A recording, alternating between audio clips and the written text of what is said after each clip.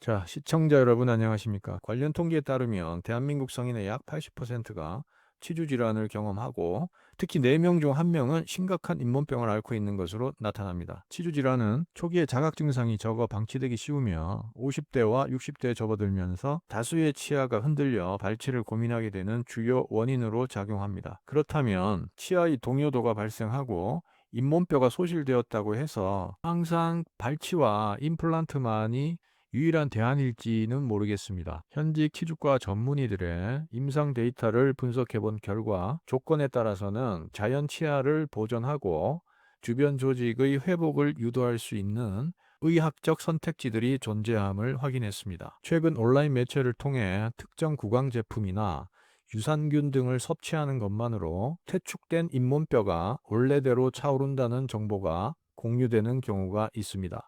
하지만 치의학계의 교차 검증 자료를 살펴보게 되면 외과적 처치 없이 단순히 바르거나 먹는 방법만으로 이미 소실된 치조골을 물리적으로 복구하는 것은 의학적 근거가 상당히 부족하다는 것이 전문가들의 공통된 의견입니다. 검증되지 않은 정보에 의존하기보다는 객관적인 데이터에 기반한 접근이 필요합니다. 오늘 영상을 끝까지 참고하신다면 자연 치아의 수명을 연장하는 데 도움을 줄 수 있는 보존적 치료법의 종류와 그 한계, 그리고 일상에서 실천 가능한 올바른 구강관리법을 종합적으로 파악하실 수 있습니다. 이번 분석 자료는 평소 양치 시 잇몸 출혈이 지속되거나 잇몸 퇴축으로 치아 뿌리가 노출되어 보존적 치료를 고민하시는 50대, 60대 시청자분들을 위해 준비했습니다.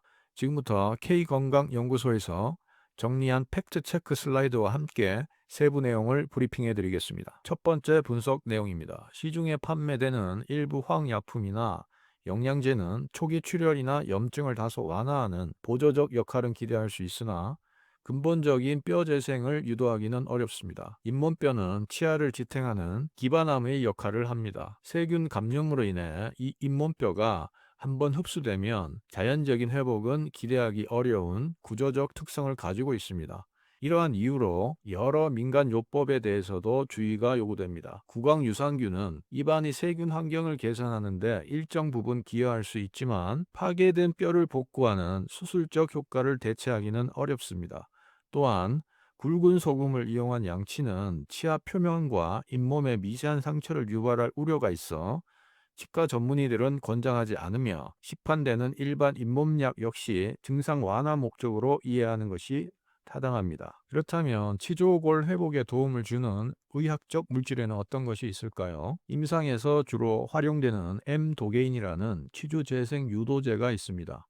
치아가 발생할 때 분비되는 범랑기질 단백질을 정제한 약제로 수술 시 치아 뿌리에 적용해 잇몸뼈와 치주인대의 재생 환경을 조성하는 데 도움을 줍니다.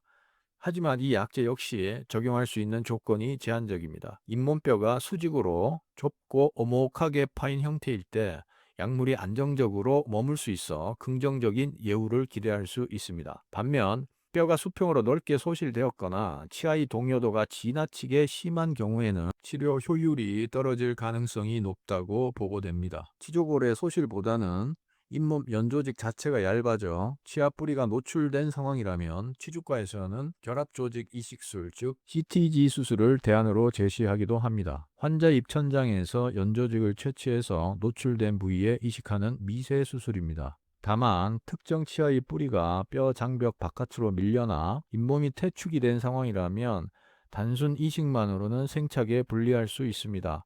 이 경우에는 교정 치료를 선행해서 치아 뿌리를 뼈 안쪽으로 먼저 이동시키는 접근이 필요할 수 있습니다. K건강연구소에서 분석한 상태별 진단 가이드를 요약해 드리겠습니다. 첫째, 뿌리만 일부 노출되어 시린 증상이 주된 문제라면 잇몸 이식술을 고려할 수 있습니다. 둘째, 치아 흔들림이 비교적 적고 뼈가 오목하게 국소적으로 파인 상태라면 엠도게인 재생 수술을 고려해 볼 수 있습니다. 셋째, 치아가 위아래로 크게 흔들리며 뼈가 전반적으로 수평적으로 흡수된 상태라면 치료의 예후를 고려해 발치 후 임플란트가 합리적인 대안이 될 수 있습니다.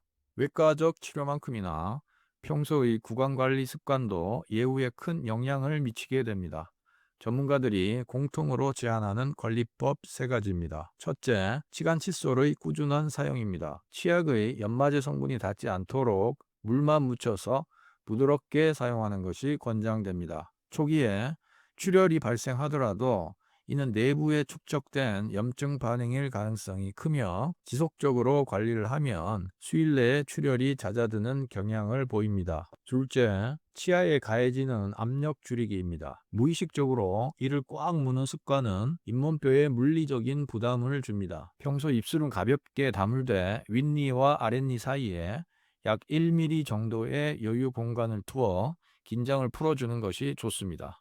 셋째, 헥사메딘 가글의 제한적 사용입니다. 잇몸 염증이 심할 때 약국에서 구입 가능한 헥사메딘은 세균 억제에 상당히 효과적입니다. 다만 장기간 사용 시 구강 내 유익균 감소나 치아 착색을 유발할 우려가 있으므로 1주에서 최대 2주 이내로 짧게 사용하는 것이 적절합니다. 구강 건강과 관련된 다양한 정보들 속에서 보다 객관적인 데이터와 전문의 진단에 귀를 기울이시는 것이 중요합니다.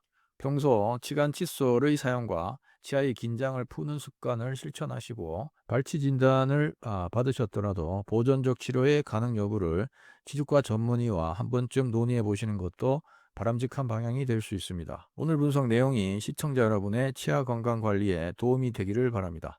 이상 K건강연구소입니다. 감사합니다.